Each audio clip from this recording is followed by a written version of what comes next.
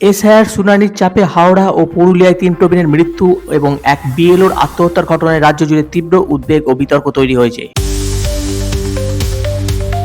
Bangladesh issue ঘিরে social মিডিয়ায় ছড়ানো গুজবের বিরুদ্ধে কড়া সতর্ক বার্তা দিয়েছে লালবাজার। নজরদারি বাড়ানো হয়েছে অনলাইন প্ল্যাটফর্মে। শহরের এক গেস্ট হাউসে বান্ধবীকে ছুরিকাঘাতের অভিযোগে চেন্নাইয়ের এক যুবককে গ্রেপ্তার করেছে পুলিশে। ঘটনায় চাঞ্চল্য। মরশুমের সবচেয়ে শীতল দিনে সাক্ষী থাকলো কলকাতা ও দক্ষিণবঙ্গ। আলিপুর আবহাওয়া দপ্তরের পূর্বাভাস অনুযায়ী আরও নামতে পারে তাপমাত্রা। বহুতল আবাসনে ভোট কেন্দ্র সংক্রান্ত তথ্য চেয়ে জেলা প্রশাসনের সঙ্গে বৈঠকে বসছে নির্বাচন কমিশন।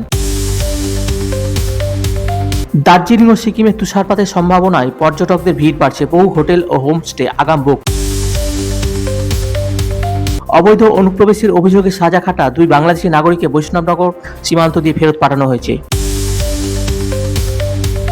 বাঁকুড়া সফরে মুখ্যমন্ত্রী মমতা বন্দ্যোপাধ্যায়ের একাধিক প্রশাসনিক ও রাজনৈতিক কর্মসূচি।